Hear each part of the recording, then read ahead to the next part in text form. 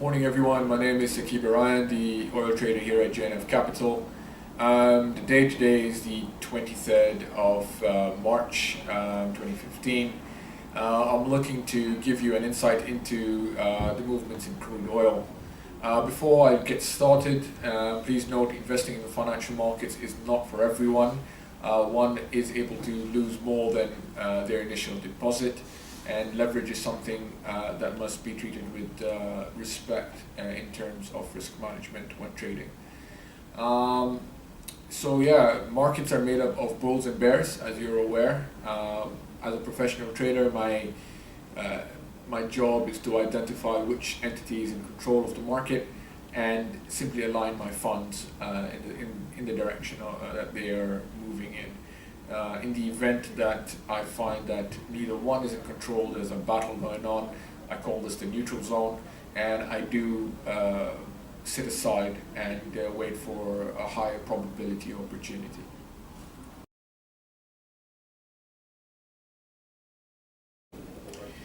Okay, so as you know, we had massive movements in the market last week. So as far as the bears are concerned, the bears did take control of the range that we were stuck in for many weeks.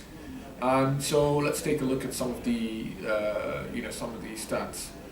Last week we were expecting a build of about 3.5 million barrels of crude oil at the delivery point in Cushing, Oklahoma.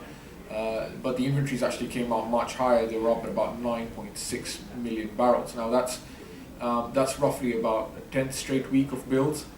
Of course, this is exceptionally bearish. That's bearish information, bearish fundamental information, and should be treated as such.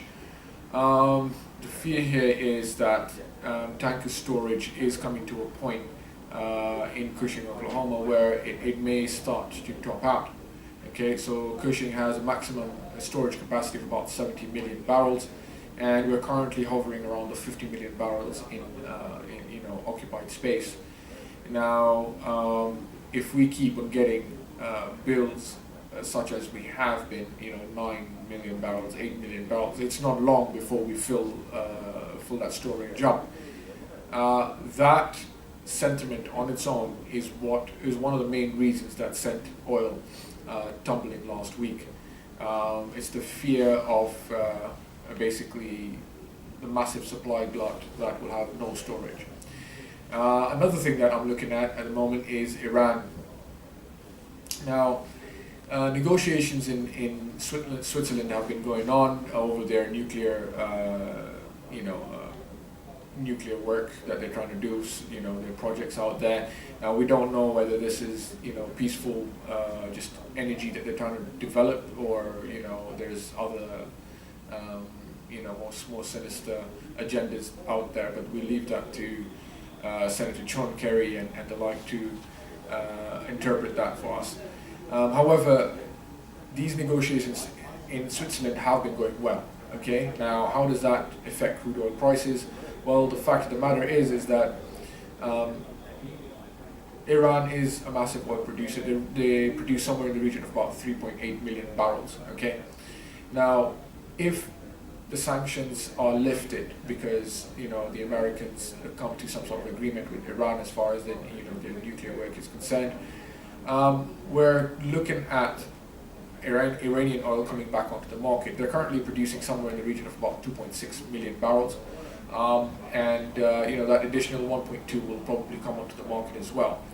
Now, they already have 30 million barrels in storage, so it is definitely a concern of ours that if Iran does put that oil back onto the market, what will that do to oil prices?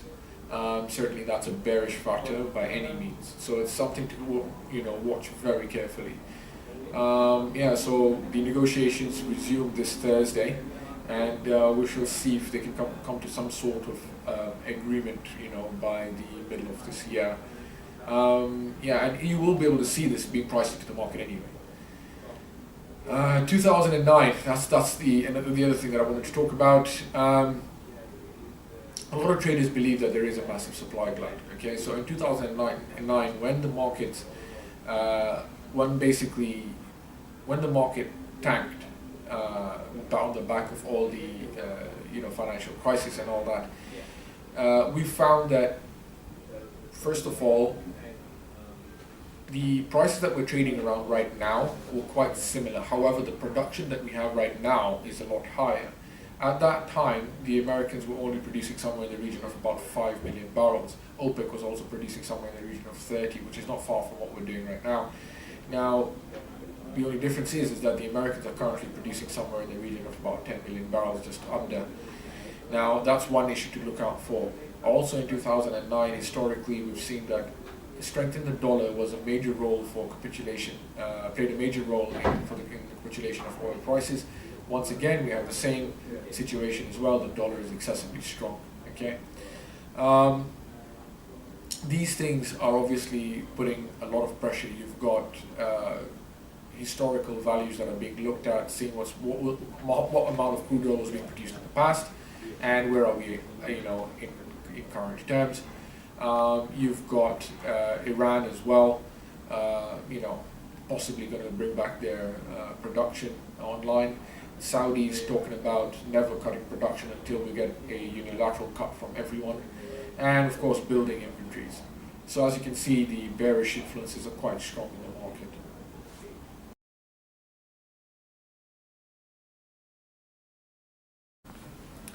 Okay, so what about the bulls?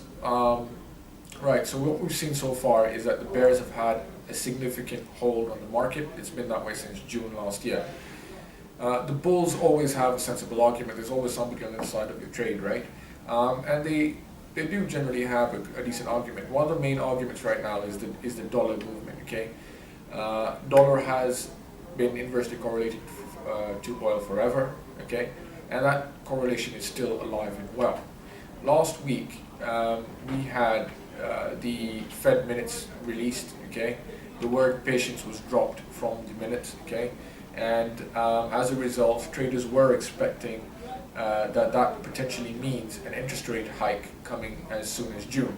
Okay, and an interest rate hike from any country generally forces that country's currency to appreciate. So if the dollar is going to strengthen on the back of an expected rate hike, you will find that oil will come off. Okay, so it actually did come off when that word was dropped. Okay. However, Janet Yellen went further to say that just because we've dropped the word patience does not mean that we will definitely be raising rates in the very near future. Okay, it will be data dependent, and there are other factors that they are looking at. She still feels that the economy is not very strong. So generally, she turned it into a very dovish statement. Okay, now that forced the dollar to reverse course. Okay, so the dollar started selling off, and oil started to rally. Okay, so that correlation is still alive and well. If you see dollars selling off, you'll almost always see a reaction in oil. Whether it is sustained reaction or not, that's a different story. Okay, rig counts. Okay, so last week we had the sharpest drop in rigs. We had about 56 rigs that came offline. That brings the total to about 1,069. Now, this obviously is interpreted as a potential drop in production. Now, fine, if this is expected as a drop in production, market did rally on the back of this news on Friday. However, we do need to calm down and have a look at things properly and objectively. Rig counts have been dropping, for a long time now. However, the production is going in the other direction. America is now producing 9.35 million barrels. So if rig counts were having that kind of an impact, then why is production going in the other direction? Okay, so yes, I have listed it as a bullish piece of data right now, but it's something that you want to approach with caution. Okay, don't base your entire trading decision on a rig count. Okay, so these are the main bullish fundamentals in the market at the moment. There are other minor factors in the market at the moment, but these are the things that we're looking at the moment.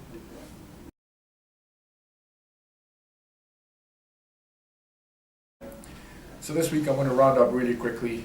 Basically, if you'd like to know my exact trading levels, I have shared them in the past via Twitter, so you can follow me on Twitter. My Twitter handle is @OrionOil. Alternatively, you could subscribe to the Oil Report. It's free for a limited period of time, and then it's for clients only. So it gives you an opportunity to see what we're doing in the market here at JNF Capital. Yeah, so please get in touch with me using the data, the information on the following screen. One of my team members will be in touch with you, and if you wish to contact me directly, my contacts will be available for you on the next screen as well. I wish yourself a profitable trading week and look forward to seeing you next week.